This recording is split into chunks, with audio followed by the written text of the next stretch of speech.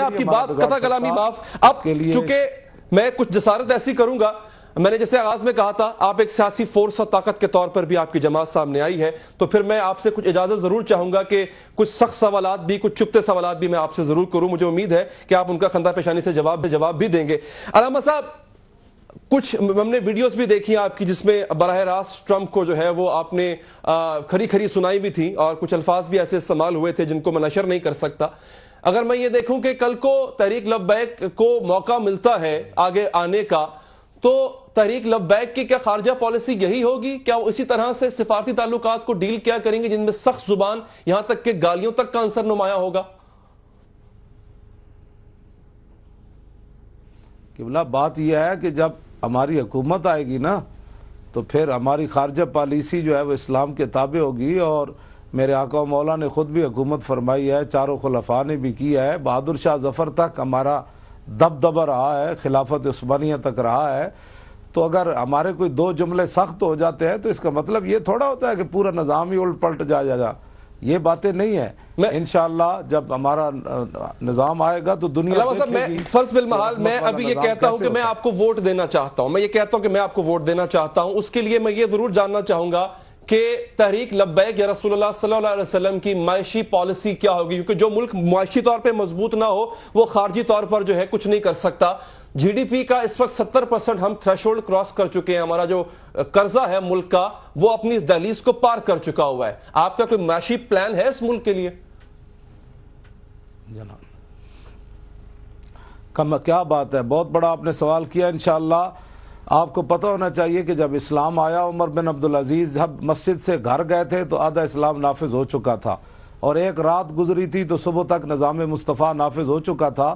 جو اربہ پتی جنہوں نے ملک لوٹے ہوئے تھے خزانے، وہ فٹ پاتھ پر سوئے ہوئے تھے. ان کو پتہ تھا کہ اب اسلام جو ہے وہ ہم سے پوچھ جائے. انہوں نے خود سب کچھ اس قومی خزانے کے حوالے کر دیا تھا. اور انشاءاللہ سادہ بود و باش ہوگی حکمرانوں کی بھی اور رعایا کی بھی. اور حکمرانوں کی جو ہے وہ 60 لاکھ گھڑی کوئی نہیں باندھے گا. اور دہی کم ہو جائے بھور بان میں، دہی کے کنڈے کم ہو تو جہاز لاہور دہی لینے کے لیے نہیں جائے گا، بلکہ ان کو کہا جائے گا یہ سبز مرچیں جو ہے ان کی چٹنی بنا کر کھاؤ. علامہ صاحب دیکھیں، میں ایک بلکہ انتہائی ادب کے ساتھ، یہ خطیبانہ جملے لگتے بہت اچھے ہیں، لیکن اگر میں ایک لیڈر سے بات کر رہا ہوں تو میں ایک پلان ایکسپیکٹ کروں گا، امید رکھوں گا کہ مجھے وہ پلان بتائے گا. قرضے کیسے واپس کریں گے جو اس حد تک پہنچ چکے ہیں کہ آپ کا ملک دیوالیہ ہونے کے قریب ہے؟ تو خطیبانہ جملے تو کام نہیں آئیں گے نا سر؟ نہیں، وہاں خطیبانہ تھوڑے جملے تھے. وہاں تو اب تو حالات اس طرح کے نہیں ہیں. وہاں تو لوگ اپنے مخالفین کی قبروں کو ہڈیاں بھی نکال کر ان کے درے مارتے تھے. کیا کرتے آپ؟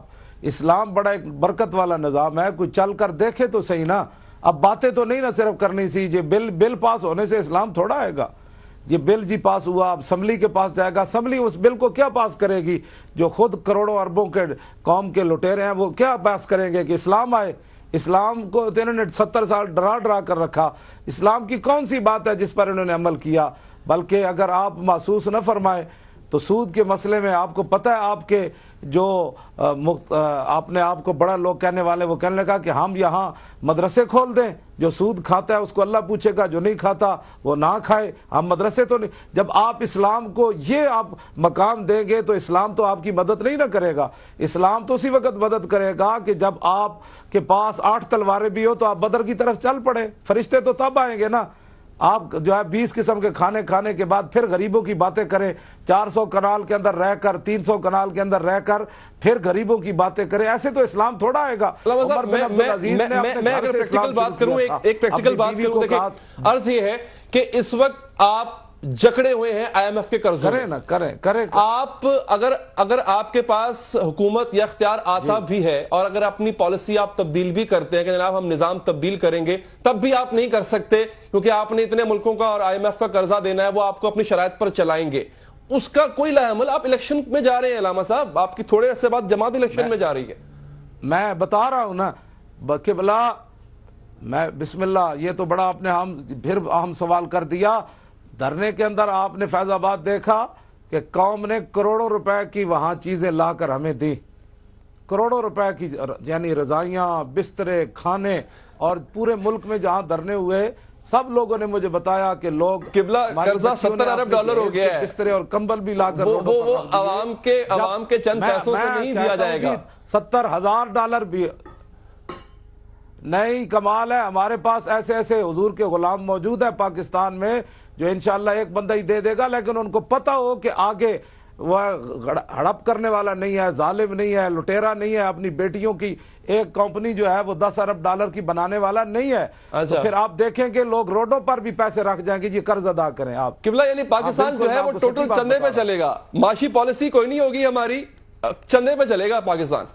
چندے پر نہیں چلے گا، ایسی برکات آئیں گی، ایسی حضور برکات آئیں گی اسلام کی. جب اب چل کمال ہے، اسلام تو خود رحمت والا نظام ہے نا.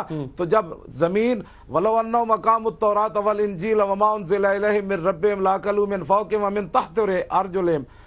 اللہ تعالیٰ نے فرمایا کہ اگر وہ تورات اور انجیل کا نظام قائم کرتے نا تو آسمان بھی اپنے برکت کے دروازے کھول دیتا اور زمین بھی اپنے خزانے اگل دیتی. تو تورات اور انجیل کے نظام سے یہ برکت ہے، تو محمد عربی کا قرآن جب آئے گا تو بتائیں آسمان کتنی برکتیں نازل کرے گا اور زمین کتنے خزانے باہر لا دے گی.